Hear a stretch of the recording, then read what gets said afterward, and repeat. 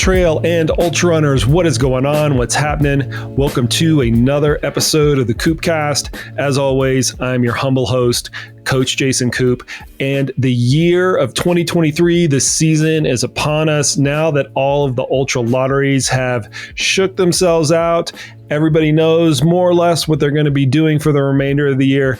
And I bet all of you listening have some semblance of the races that you want to train for. All of our coaches are in the same mode. We have all of our athletes, their calendars are all laid out. And now, what do we do? So on the podcast today, we're going to talk about just exactly that. How do we lay out a whole season's worth of training for a particular athlete? On the podcast today, I have coaches Duncan Callahan, Coach AJW, and Coach John Fitzgerald to talk about what we do with our athletes now that their calendars are laid out. What things do we take into consideration when considering their planning? How do we develop their strengths and weaknesses over the course of time?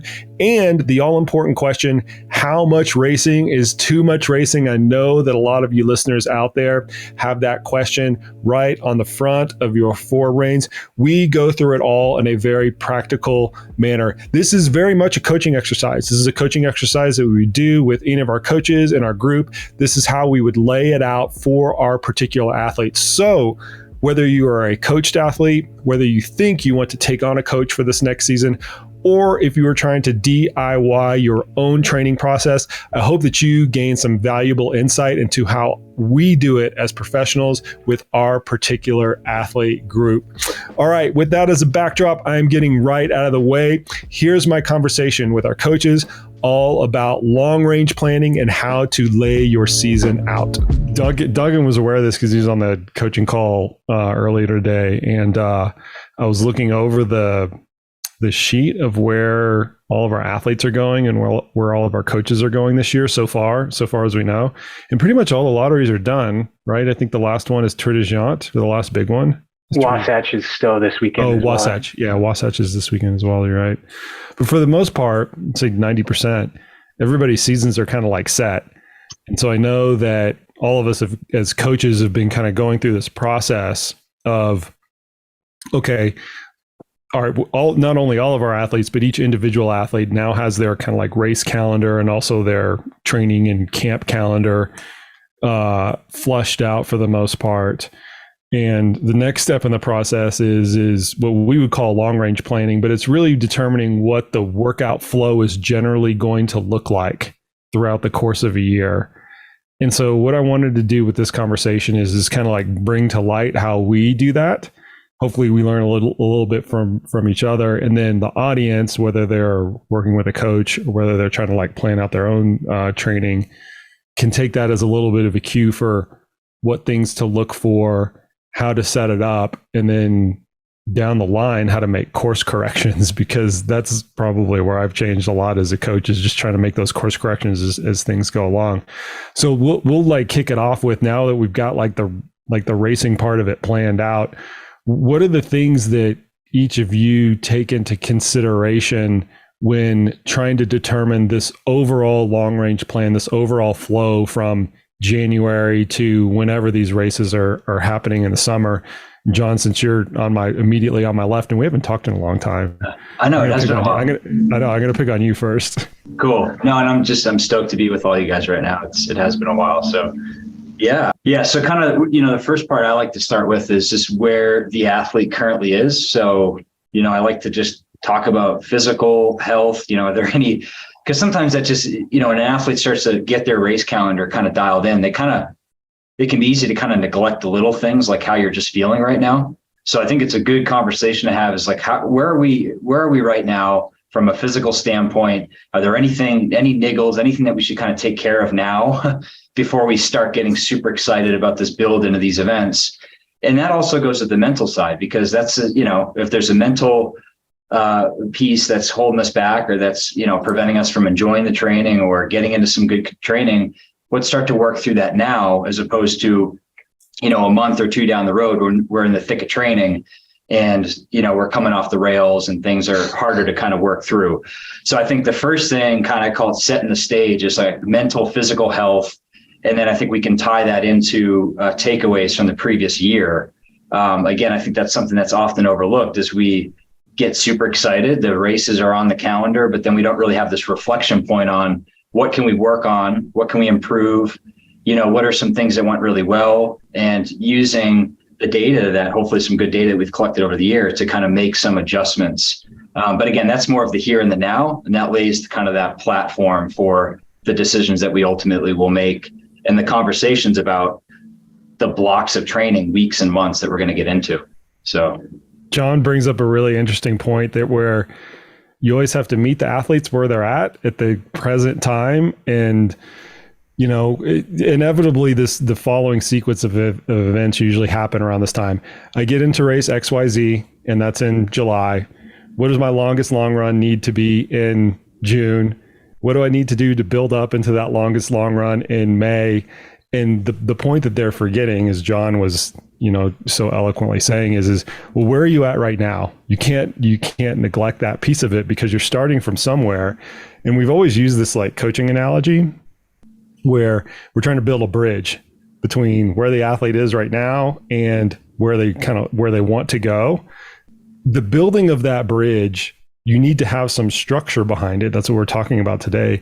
But the building of that bridge is more influenced by the first point where you are right now versus where you want to go. And that's because you can only handle so much, right? You can only handle so much training, so much mental skills, so many, strength training activities or whatever you're throwing at you based on where you are kind of like right here and right now. So that's an extremely important point, John, that I completely agree with you, is that yes, all this overarching architecture is important, but you've got to start with where the athlete is at the current moment in time. Yeah. And one thing just to add, and sometimes that's really hard to do. Sometimes we want to be a little bit potentially in denial of the fact that, hey, this is nagging me. My knee is not 100% healthy or whatever it is, because we might be so fixated on this super fun event that we have coming up. So I think if we train to the reality that we're in and we train to where we are currently, then we're not going to make decisions that might be a little bit rushed or, hey, we got to get the ball rolling. We got to get the long run up this weekend, or do we really? We're not healthy yet, so maybe we shouldn't. So I think that's just a good place personally for me that I like to start with, just a reflection point. And I don't know if Duncan or Andy, if you guys have something similar that you guys do. I think we're all on the same page that we like to have some kind of a season review of some sort with our athletes. Yeah, for sure. Season review. I was going to look at it from the perspective of a new athlete coming in. Okay. And, obviously you got to do an assessment. Okay, where is this athlete at with their current training, current injury, current life, et cetera. But I did want to highlight, I think it's interesting. I've experienced some athletes that contact CTS and come through my pipeline, and they say things like, I want to do, Leadville or Moab or name the race in 2 years, 3 years, a couple years out. I want to get in the pipeline now. And I've seen some great success with that. I've got one, I just had one today reach out. Hey, I'm in Leadville this year. Want to get in coaching. Do you think 6 months is too much time for coaching? And so I think that's an interesting point to make, is that I think both extremes are maybe extreme, but if we can get people in the door sooner rather than later, I think it helps with outcomes. Absolutely. So that's just an interesting take. And then of course, you've got to look at the assessment of the athlete, training history. I have some athletes that have a robust training history, Strava, Training Peaks, otherwise. Some have none recorded. Yeah. That's a tough spot to start from, because you're basically trying to cajole the answers out of them, verbally or in a written form. So, yeah. This is a real timely topic for me, because I had a planning conversation with one of my athletes just earlier this morning. And it was basically, oh crap, I got into UTMB. And he was an athlete that I've been coaching a couple of years. He did Western States last year, so I know him well. He lives in Dubuque, Iowa. So a lot of the training for UTMB challenge that folks who don't live in the Alps have to deal with.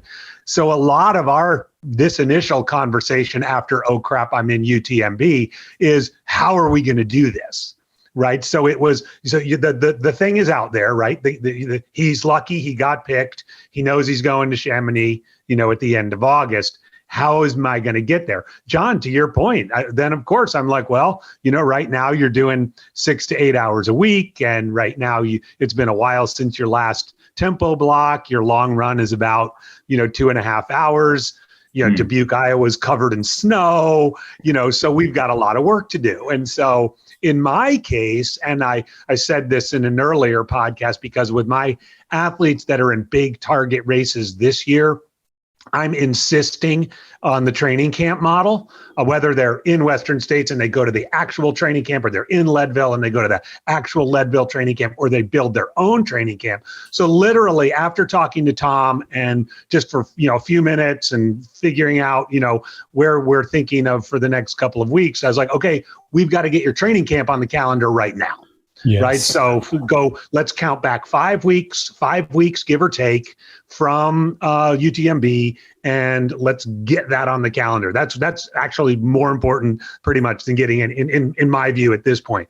We can figure out where it's going to be. And, obviously we have time to do that. But I find that then leads to breaking the whole rest of the calendar down into little pieces. Instead of this one big target, which is UTMB, obviously the biggest one, now you have this secondary target, which is the 3 days, whatever we do, 75 miles or, 20 hours in 3 days or something like that. Then we sort of backfill on the other things. The other key thing, by the way, and I'm sure you guys do this too, when you're looking at the overall, whatever it is, like in this case, it's 7.5, 8 months, I will say, right out of the gate, okay, what life things are coming up? What weddings do you have to go to? What big work trips? What baptisms?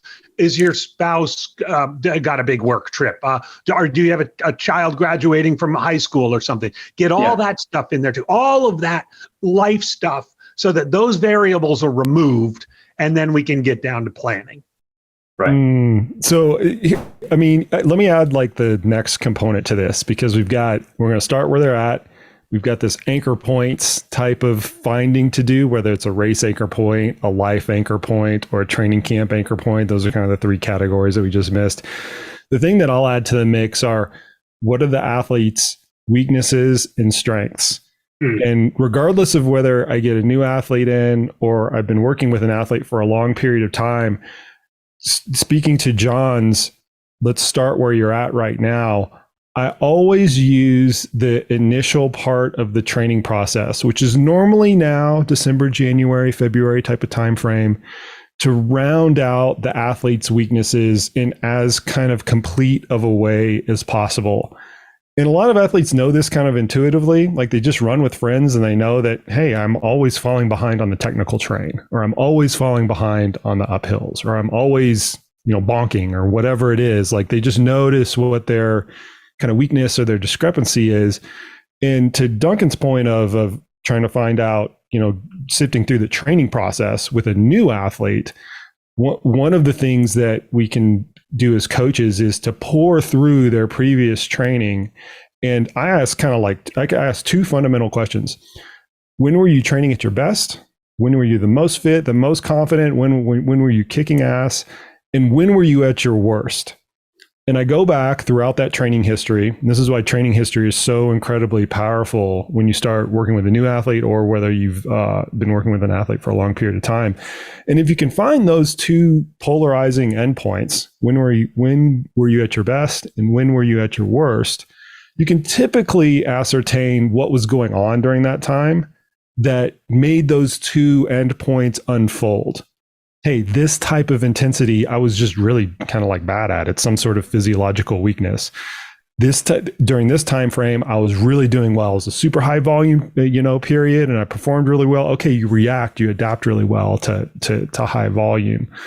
That strengths and weaknesses component is kind of the next point that I fold in, and I spend not an inordinate amount of time, but a reasonable amount of time, 6 to 8 weeks or something like that, just working on that low volume type of setting. Let's try to develop all of these skills or whatever it is to start to round it out, and do it as far away from the event as possible, because then you're not trying to like jam too many things into the shoebox, so to speak, right? You're not trying to jam all the fitness, all the race prep, and everything else like that.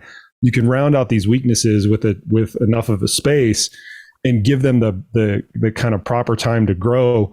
One of my athletes recently mentioned this on Dylan's Free Trail podcast, Abby Hall, where her weakness was downhill technical running, which is a big deal for the events that she's training for, UTMB, CCC, and things like that. And for the last 2 years, really, we've made it a point in the early part of the season to work on that as a skill, get on a lot of technical downhill terrain, run some of that downhill terrain a little bit faster, and just use repetition to improve that area. And now I wouldn't consider her like the best descender, in the women's pack, but she's pretty freaking good, and her CCC result this year was a real testament to that, where she's making up a lot of her time on the descents as opposed to the ascents. So that's the final point when we're planning a season out. We've got these big things, we got the anchor points, right? Where are you at right now? And what your strengths and weaknesses are. I think if you take an inventory of those 3 things, you've got a really good basis to set the whole season up. So now the next question is like, how are you going to do it, right? You've got an inventory of all these things. What do you do first, second, third, fourth? And how do those things generally flow for you guys? And Duncan, we'll start out with you on this one. Yeah, well, I'll just first I'll add to what you just said about the off season or furthest out from your target events being the time to make changes. You see this with athletes who may need to lose some weight of some kind. This is the time to be making some dietary changes, or if you're going to ever have a caloric deficit, it's when you're running 8 hours a week pretty easy versus when you're training hard. So I've seen this with numerous athletes. So I think that's a key point. But to your next question, Koop, it really is. I mean, it's out of the textbook. It's least specific to most specific for the target event. You're manipulating the intensity, obviously. You're manipulating the volume, obviously, and then you're manipulating the terrain and or vertical or footing, to your point as well, for specific races. Least specific VO2 max type work, potentially flat road running for an athlete getting ready for a technical race. Most specific, close to the race, 6 to 8 months from now, higher volume, perhaps steady state intervals. And I think a real key during that block immediately prior to their event is the terrain, both vertical and footing. And I think the footing is the thing that gets lost in the shuffle sometimes, the technicality piece. Right. One thing I'd add to that, as far as least specific to most, is, what I like athletes to do is I call it throw the event out in front of them. And so I think when an athlete does that, here's grindstone right now, right? And so I think it doesn't hurt if a race is off in the fall to have a conversation about the course, about the race itself, and pick something apart from that race. And I like athletes to kind of start to slowly, if we do it in large chunks, it's too much right now. But if we take a little, like Koop was talking about, technical downhill running, or a technical section of the course, but how can we maybe layer in a little bit of that now, even though we're months out, and start to kind of get that confidence? Because then we can go back and be like, hey, look, we started this technical downhill running in January, February. Right. And then as we get going and we start to get into the more nitty gritty and the specifics, then the athlete has already kind of dipped their toe into it. So I would say I like to add like a sliver of specific work, but specifically to the event itself, if we can. With, Andy, your athlete, and that was at Iowa. Yeah. That's tricky, right? And that's where you can get the creative juices going, right? And that makes it a lot of fun, I think. Yeah, he immediately is going out to buy one of those, 40-degree treadmills or something. Right. But I'd like to pick up on the least specific to most specific too, because if I know my athlete well enough, so I'll take one of my Western States athletes for this year who lives in the Auburn, Sacramento area, so has access to the environment, I know that he, for example, so this is again, know your athlete. I know that he likes using races as training runs and more importantly, is actually able to do it. right? We have a coding system with little stars, asterisk. One asterisk is target race, 2 asterisk is medium, training race, and 3 asterisk is run with your friends or whatever else. So what we created these chunks. So the least specific chunk that he's in right now, flat and fast, right, is gonna culminate with a relatively flat and fast. I think it's a 30K, right? There's races every weekend up in that area. So it's like a flat, fast, paved 30K at the beginning of February. Then he transitions, gets a little bit more hilly and runs Way Too Cool. Now, Way Too Cool is a 1-star, right? It's far enough away from Western States. It's on the course, so he can kind of empty the tank there. And then there's a couple of more races that are 2-star and 3-star and 3-star and are getting into more vertical and more specific. And so the using races, I know we might be getting at this later, but I think that really, we say it all the time, right? It depends on the athlete. But for Clinton, this athlete, he's not going to have a problem being in seven tune-up races going into Western States. Whereas there might be another athlete who could barely do 1, right? Just because they'll turn themselves inside out in that 1 race. So I think it's important to ask those questions and then, of course, look at the calendar and make sure they can get into these races and that they work in their lives and everything else. Right. But I love, that's been as true. The least specific to most specific is as true now as it was, years ago, Koop, when you first told us all about this concept and the science backing it up. But I like to find ways to chunk those so that the athlete knows, okay, now the least specific block is ending and we're getting a little bit more specific now. And then 4 weeks from now, we're going to get a little, so they know in their head, oh, this is why we're doing this. I'm adding another chapter. What is the least specific to whatever it is? We've got a better vocabulary for that for sure. The thing that I'll add to how do you actually arrange it is I do like, especially with athletes that I've worked with, I do like to take inventory of where their general volume lines of demarcation were in particular during particular phases. And this is really tricky because it's hard for me to describe. I create almost like earmarks for them, like really soft earmarks for them in the calendar, just to say, listen, you were training 20 hours a week during this block last year. That's about where I want you at this year.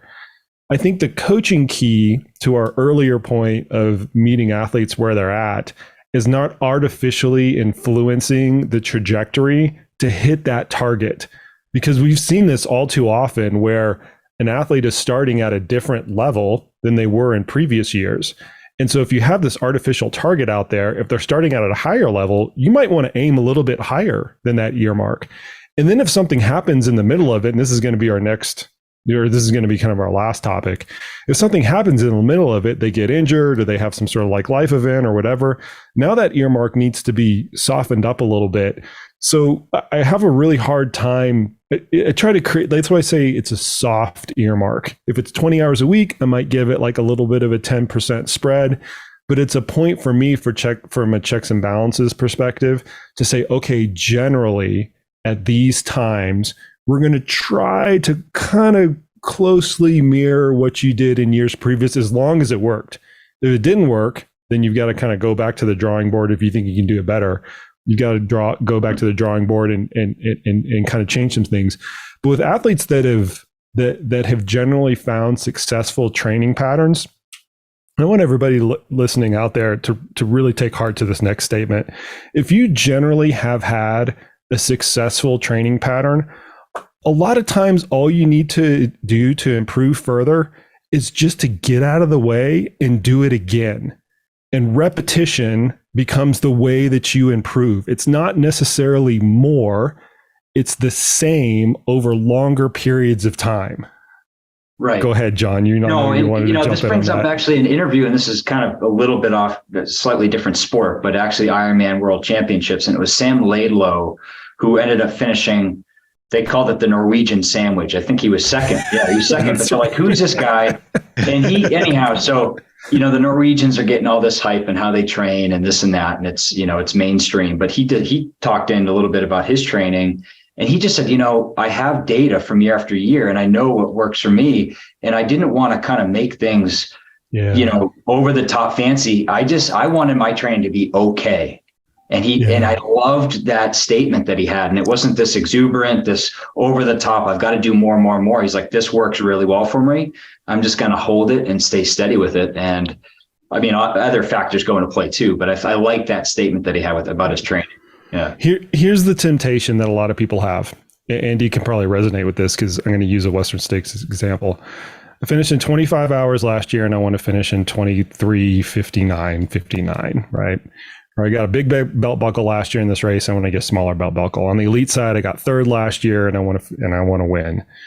And a lot of the times the answer that people will come up with, and I think erroneously come up with, to solve that riddle of how do I get better is just to do more of something, more volume of intensity, higher intensity type of training. Sometimes all three combined at once. Like we're just going to more strength training, altitude interventions, supplement, nutritional supplementation. Like there's usually something to add into the mix. And I'm not saying that those are invalid. I think in a lot of cases, tweaking some of those can kind of like bring the balance out. And that's definitely an art of coaching things. But in many cases, just doing the same over long periods of time can help unlock that potential. You don't have to change much. You're changing a couple of things around the edges. Maybe the overall volume's kind of the same, but just kind of doing it again year after year after year and like getting out of the way makes a really, really big difference in the developmental process. Yeah. Another podcast, and for sure, but this idea of quality training, right? And you're talking about doing the same thing. Yeah, I would even argue, I just wrote down recovery on my little thing here, but it's just to actually give your body an opportunity to actually adapt to the training and absorb it. And that's been coming up a lot with athletes I've been coaching. It's just actually potentially even doing a little bit less to give yourself an opportunity to get better. And I think that's a fear a lot of athletes have is, okay, I hit this mark, like you're saying, Koop, I got to do more. And then they're neglecting the recovery piece and then they're not getting better. So 100%. Yeah. I'll add the flip side of that is, I've got an athlete here in Colorado who for a few years have done training for Leadville, generally is a fast runner, flourishes on flatter, smoother footing. And then last year she went to CCC and, quite a bit different technicality, footing wise, vertical wise, and obviously a shorter distance. Anyway, 2 to 2.5 extra amount of vertical June, July, August compared to the previous years. So she was willing to make that change and do something that she didn't even enjoy as much or historically hadn't enjoyed. So she made that change. Training duration increased. Training vertical obviously increased. Training distance either flatlined or slightly decreased in her case, just because the terrain was slower. So just bringing that up as an example of here's an athlete who's found success for many years, loves running, injury-free, and it was very willing to make a training change because their target race changed. And I see a lot of people that kind of get stuck in their ways, self-included, like, I'm just going to do the same loop I always did. Well, yeah, but your race is totally different. Why would you do the same thing again? So. Right. Well, and I would argue that was a quality training right there. You probably had some structure with that athlete that allowed that to happen. So. Yeah, for sure. Yeah. Well, and sometimes it's looking at the overall calendar and figuring out how to avoid the zeros.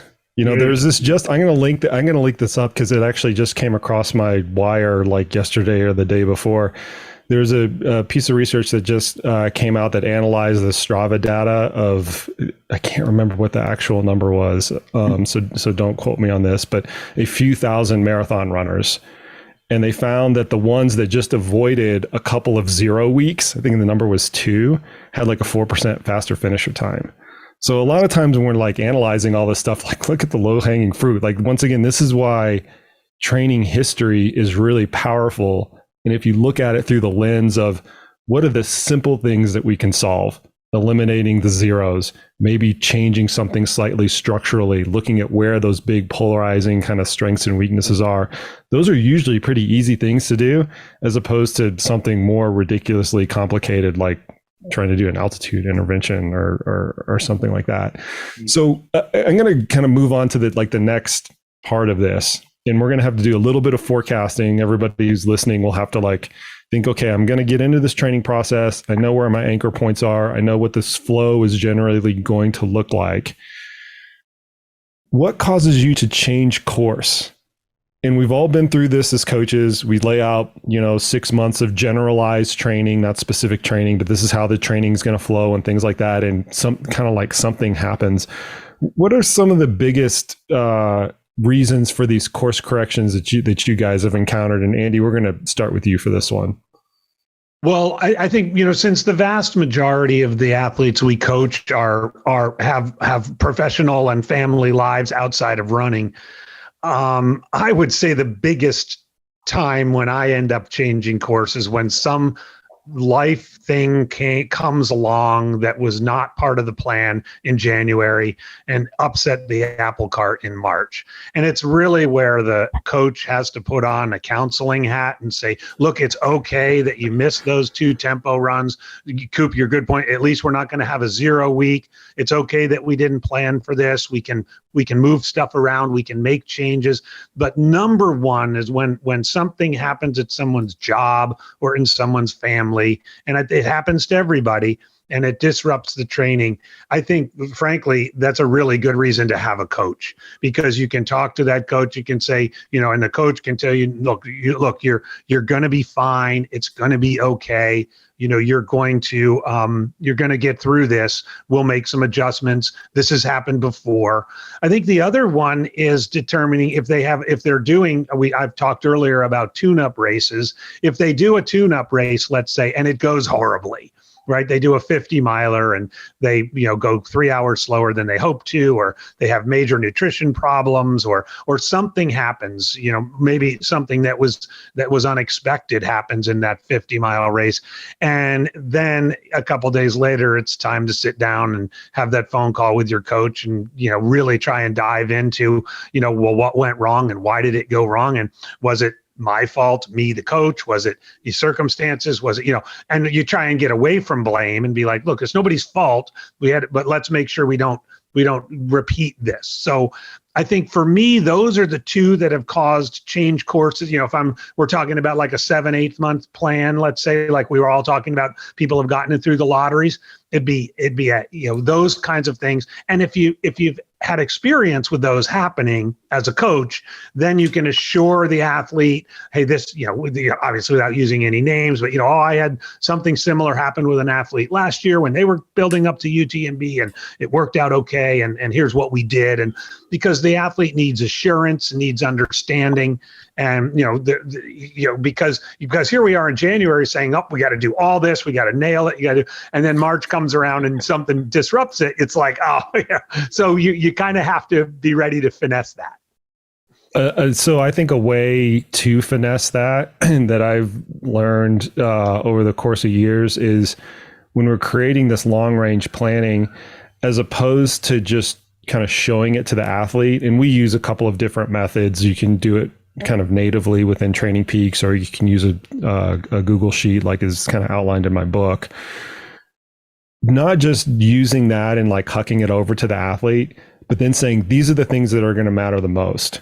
Because to your point, Andy, when those things happen and you have to move and, kind of push things around, typically the strategy that you're using is you're taking away or you're adapting more of the things that are less important so that you can keep the things intact as much as possible that are more important. And having gone through that before, then the athlete can kind of internalize, it's like, okay, like this is an okay change because I know that the more important stuff, we're going to change less or kind of not at all. Right. One thing I like to bring up with athletes, and I think, Koop, I heard this on your podcast. Rebecca Rush was on your pod, Queen of Pain. Yeah, she's pretty good at this. She's always doing dangerous stuff and having the course correct. Yeah, but the one-liner that really stood out to me, and maybe I heard it somewhere else from her, was I like to be 100% consistent 80% of the time. Is that a Rebecca quote? It might be. It sounds like I think it is. Really, I think that really holds a lot of truth for athletes, particularly non-professional athletes, where, hey, I've got a training plan in place. It's 365 days. If I nail 322 of those, I'm doing pretty damn good, And I think keeping those athletes engaged, even though they're missing their tempo run or they miss a tempo block or they change their training race, just reminding them of that number, I think is pretty vital. 100%. Yeah. And I mean, I always just remind athletes it's not set in stone. And I don't know, lately I've been kind of chuckling a little bit at the long range plan because, we're trying to predict the future. We're trying to say, hey, 2 months from now, we're going to be getting into this type of work. And that would be great. But like Andy was saying, life comes up, things are going to shift. And so I think that's whenever the athlete realizes that hey, this isn't going to be to a T. I don't know if any of us here have ever coached an athlete through a long range plan where it's gone to a T. It's always shifted a little bit. And why is that? How are they responding to the workload and the training? Like Andy was saying, things pop up. And so, yeah, you have to be flexible for sure. It's going to shift. So the whole, I created this acronym ADAPT, right? And it was kind of the main orientation for that was what do you do when shit hits the fan during a race? The same can be true for long range planning. I mean, you have an injury, whether it's an acute injury or a chronic injury, or you have a life event like Andy was mentioning earlier. I think you can take some of that strategies. First off, don't panic. Right. And the panic never gets anybody anywhere. And that's the first thing people think about whenever there's a training interruption is like, oh my God, I'm going to miss out. And I'm going to comment on this in just a second. I'm going to miss out on whatever I was supposed to do at that one particular time. Mm-hmm.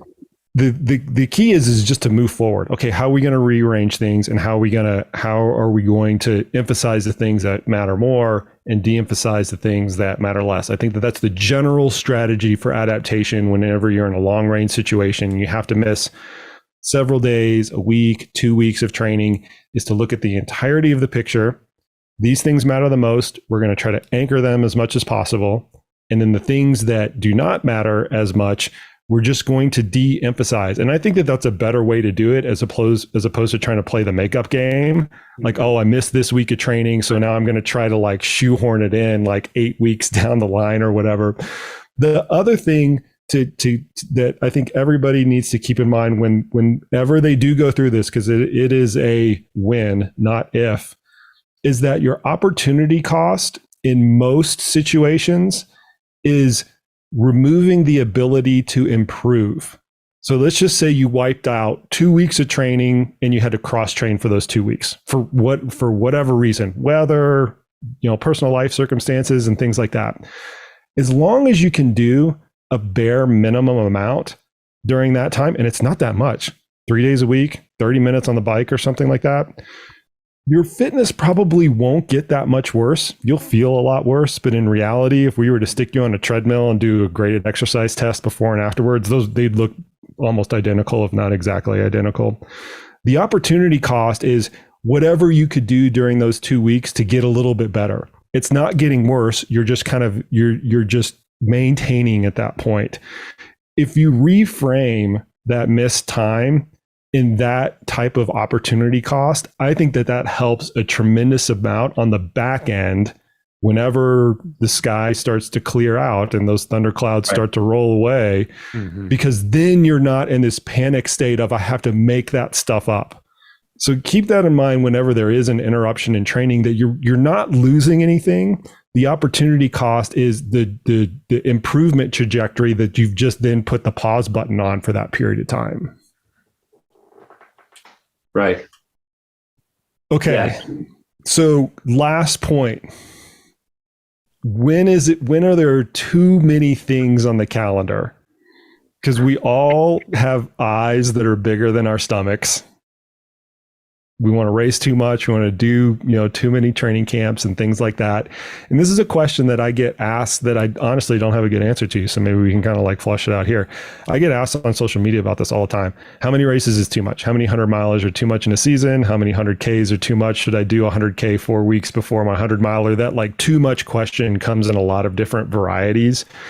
Based on you guys' experience, when you're kind of laying everything out, and I'm going to start with you because you've got a shit-eating grin on your face. I'm sure you've got some good story on this.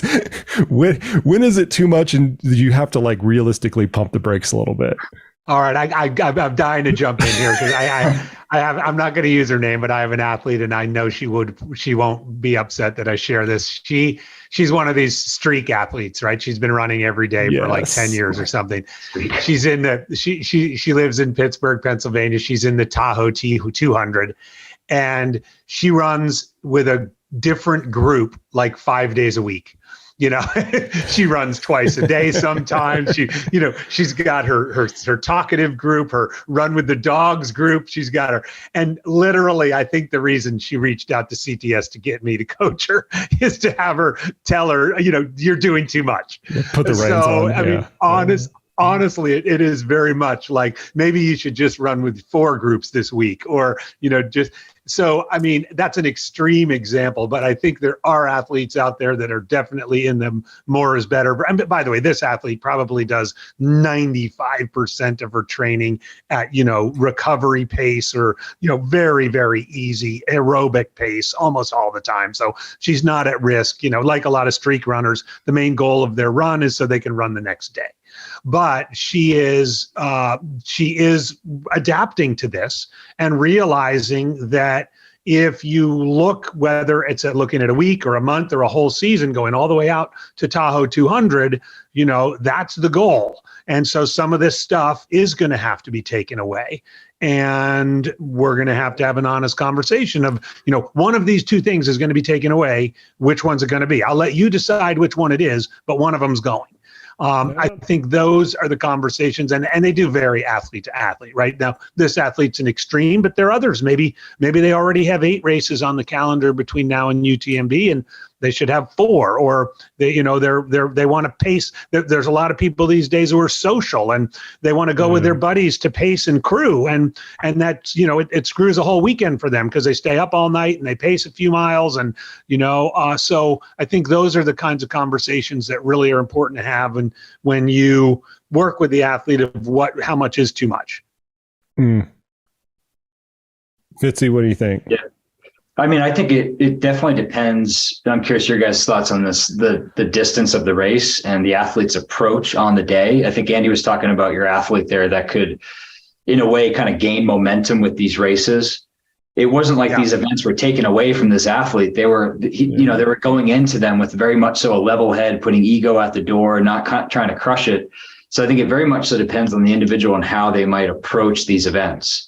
If it's full gas, right? I would even go down to the 30K. A 30K, if we look at the demands of a 30-kilometer race, you're working at a very high percentage of effort. And for athletes that are building off of that, I mean, that can be really hard for them. So I think it really depends on the individual and how the key word is approach the event. Are they, I call it like a laid back kind of weekend training run. That's going to have such a different impact because the cost, the recovery clock is going to be much different compared to full gas race mode. So I think it totally depends on the distance. Here's the dichotomy in that though, John. Like the less experienced you are, the more performance you're going to get out of learning how to race. Just the race, like the whole race environment. Like you gain a lot of performance just by like, hey, I got to go run 100 miles. I don't know what's going to happen. And each one gets a little bit better because of that learning process, kind of like irrespective of the distance. And that's more important with the less experience you have. The more experience you have, that racing component becomes less important because you've kind of like learned all the tricks. You've learned how to adapt, like we were talking about earlier. You've learned how to kind of avoid the failure points and things like that. The kind of the dichotomous piece of it is as you become more experienced, your opportunity to use races as training is better because you have better control over the effort, right? Because you do have that experience versus an inexperienced runner. Like you just mentioned, they're going to go into like the shorter races and just, kind of annihilate themselves every time. And so I think that that's something to recognize, right? Because it definitely is a push and pull. On the experience side, I kind of think people need to, like inexperienced people, they need to kind of race a lot just to get their feet wet and just learn through the trial and error process and kind of like learn by fire. but they're going to screw it up. Like, that's just part of the nature of it. You're going to make so many mistakes, your first 10, 20, 50, ultra marathons, and eventually you figure out like 10% of it is usually the curve, right? So anyway, I just wanted to tack on to that particular comment that there's this dichotomous type of relationship between experience and how you can actually execute a race from a training perspective. Right. And then as coaches, I mean, it's up to us obviously to help these athletes balance the other work, the other training with these events. That's where I think a lot of athletes get it wrong, is talking about quality training. They end up being there. If we look at time at intensity, how much, intensity is there, it's too much, right? So I think if we can dial back, if we're really going to leverage using training races, make sure that we're kind of having this balance, and the recovery again is there for these individuals, I think is huge. But I'm getting a lot of athletes that want, and I'll admit, and maybe we have all been here, but I want to say I've done 500 milers in a calendar year. I think it was like my second or third year of running ultras. I was just like on a roll, it's kind of picking up little nuggets every time I did it. And, but what are your guys' thoughts as we get into these 24-hour plus events? What is like, do you guys have like a rule, like, hey, I'm only going to allow an athlete to do 200s, the typical spring, fall? Are you guys, what are your thoughts on the longer 100? I would even go up to 200 milers. Once again, going back to the questions I get, that's another one I get a lot of, like, how many 200 milers can I do in a year? Or is the recovery different between race X and race Y, and the duration being kind of the difference between those two? Yeah, and obviously you could throw it depends, but did you guys have a general, like, have you had athletes, that you've coached through 4 or 5 plus 100 milers in a year and they're successful, and that's a sustainable kind of way about going through things? Or is it just kind of like a one-off year that an athlete might push the envelope with a lot of racing? Or what do you guys see? It's got to be a special circumstance, special athlete, special circumstance, Grand Slam, Triple Crown. Yeah. Right. No real hard rule, but I generally think, the 2 A races, either 100K, 100 mile or further per year as a maximum, 2 supporting races in that 50 mile, maybe 100K realm, and 2 other supporting races, maybe in that trail marathon 50K realm. If I had to boil it down to a generic boilerplate, that is my general guidance to athletes. Like, hey, you got 6 races, you got a 6-hour race, you got a 15-hour race, and you got a 30-hour race. Maybe do that twice. And It's very individual, but that is boilerplate. Yeah. Yeah, and what I've said, Fitz, is if it's something like the Slam or the Triple Crown, so the 2 like big examples, I encourage them to get around the mindset of thinking of it. The Grand Slam is one big 11-week long event. Right. Yes. Right. In other words, so that they get their mindset around the event starts at Old Dominion or Western States and it ends at Wasatch, right? And that's all about the recovery in between the races and everything. Similar with Triple Crown, right? A month apart. Maybe now there's a little bit more than a month apart because Tahoe's a little earlier, but that, but aside from that, I'm with Duncan. We've talked about 200s on podcasts several times. I think the 200 is an interesting nugget. Both of my 200 athletes this year are doing a 100 training race, which is, several months out, but that's, and a lot of that is about dialing in their gear and their nutrition and overnight. And because as we've talked about, and Koop knows this better than anybody, the pace is so much slower in a 200. There's so many other things you need to work out around sleep and lighting and gear and pacing and nutrition, that I think getting 100, a training race 100 is smart. Full gas. I'll just chime in too. Like, I think back to the previous question too, about when do we intervene and change training schedules or whatnot.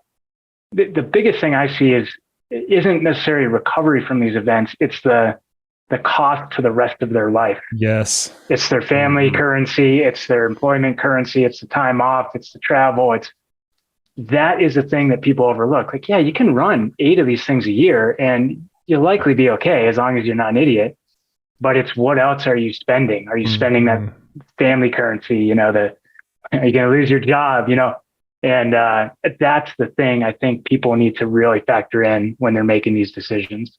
So I'm going to ping off of that and I'll answer John's question directly. I think that the longer duration races, the 200, the 250s and things like that, take longer to recover from because of all of that.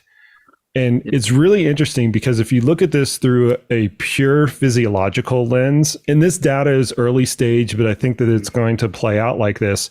If you just look at muscle damage, which is typically that's kind of like our hero barometer for how much recovery you need after a race, how much physiological recovery, I'm adding that caveat in there specifically, how much physiological recovery you need after a race. It tends to peak at like the 100K or 100-mile distance and then actually come down at the 200-mile distance. We can look at Guy Millet's, our mutual colleague here who's been on this podcast before, all of his research after Tour-de-John. It's very clear that the markers of muscle damage are typically less after those long duration races as opposed to 50K, 100K, 100-mile type of distance, especially for the faster runners. However, to Duncan's point, recovery is not solely predicated by the physiological muscle damage that has incurred.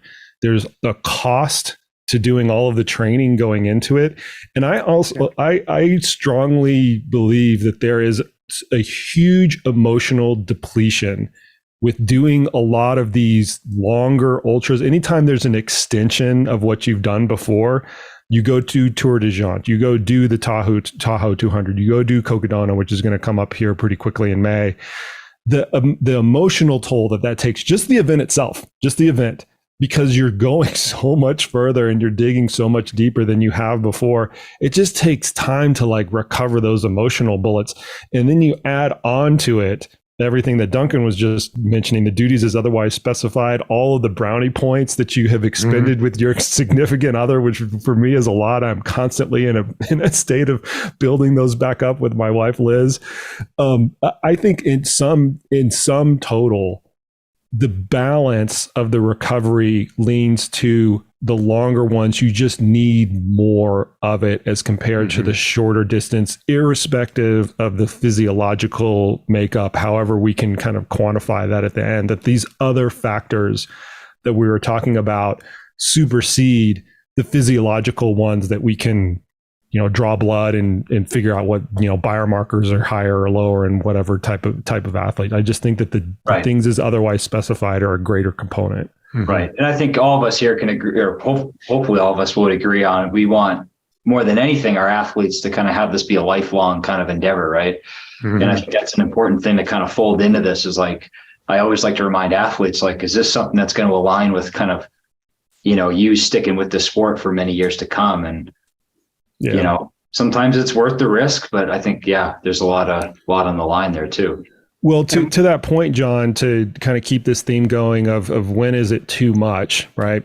What I like to do a lot with my athletes that have this, perpetual, racing satiation that they need to have is to kind of present the performance context that all of those different events kind of mean for each other.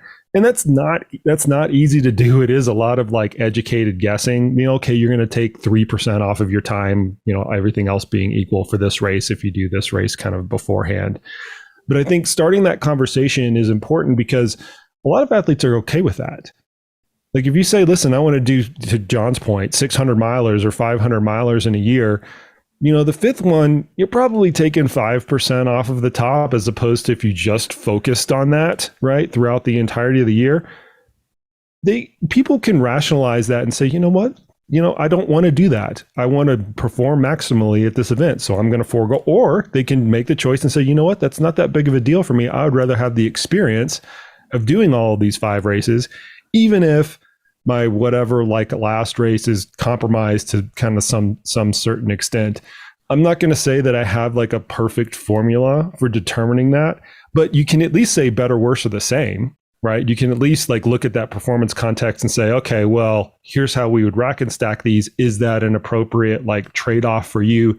And it helps contextualize this, how much is too much with how meaningful is the performance at the end of the day compared to the experience of doing all of these things. Yeah, John, you presented, I won't name the athlete, but a couple of years ago, you presented on an athlete you coached who did the Grand Slam. And my one major takeaway from that was, I don't think he had a single training day,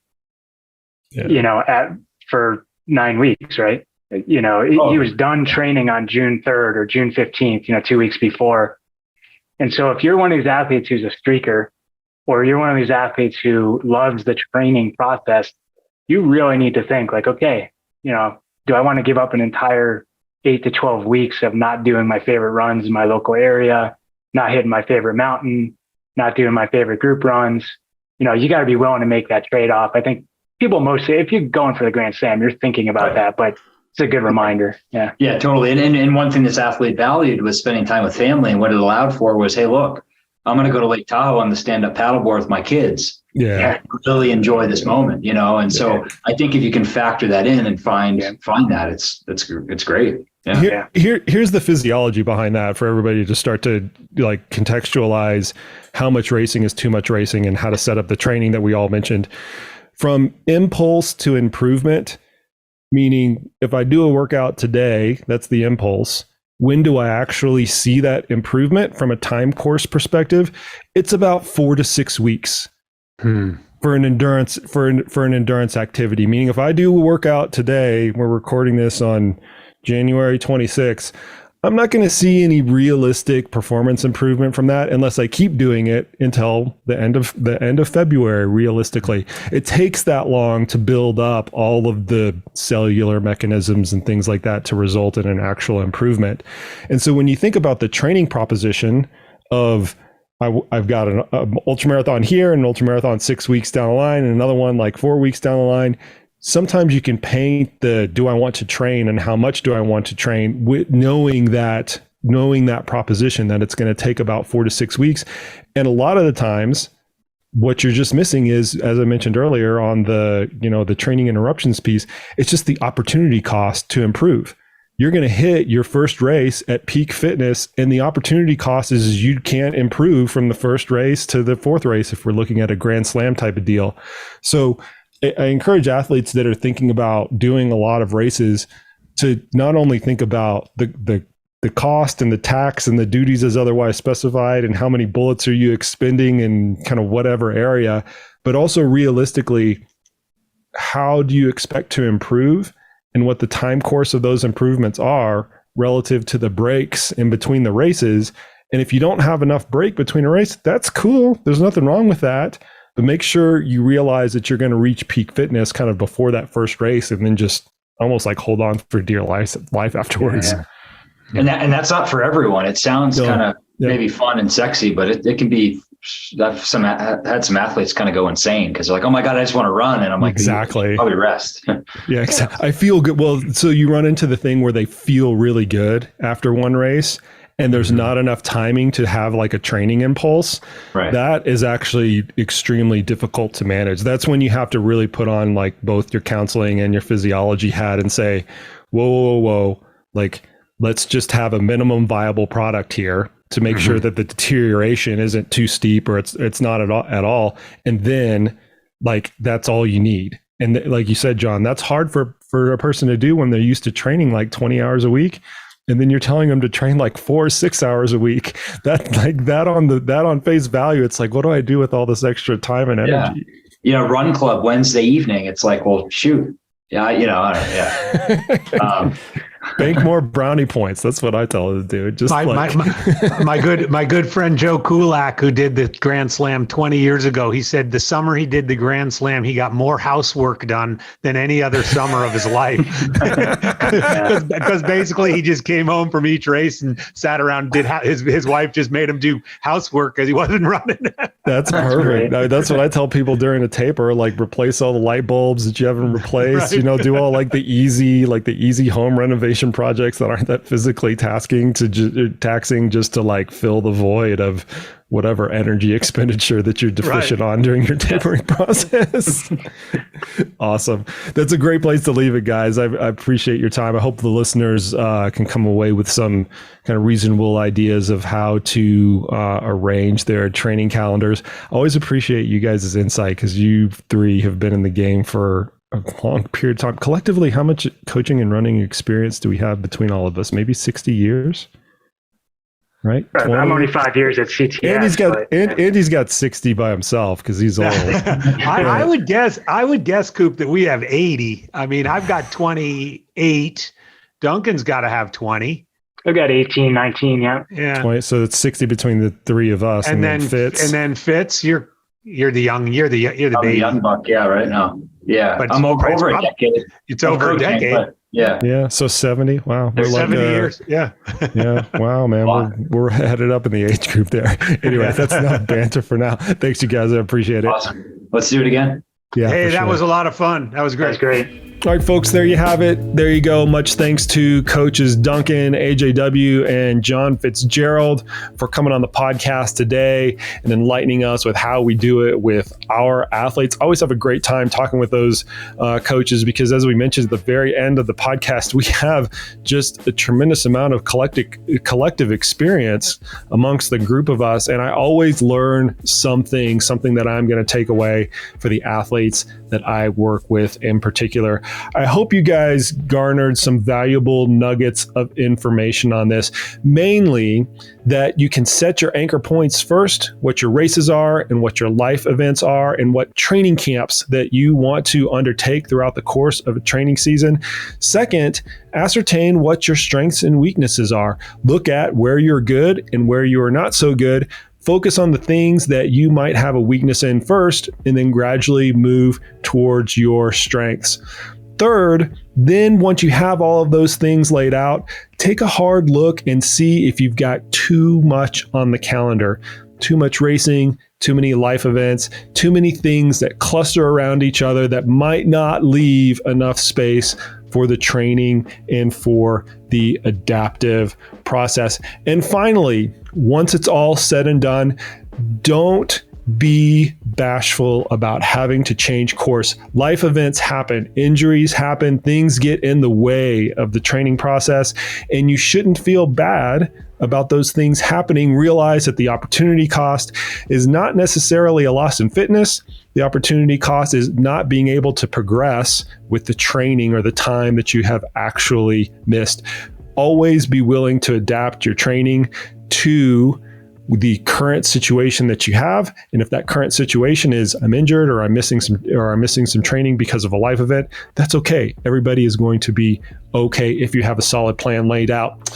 If you think that you're a good candidate for coaching, you like this dialogue between all of our coaches, feel free to reach out to me on social media, or you can go to trainright.com. We'll get you set up there. A link to that will be in the show notes.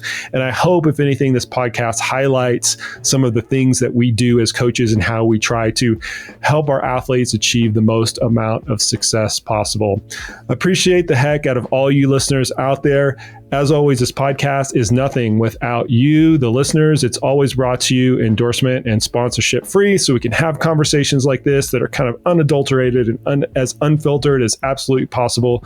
And none of that can occur without you, the listeners out there, enjoying this podcast and perhaps sharing it with your training friends and running buddies. That is it for today, folks. And as always, we will see you out on the trails.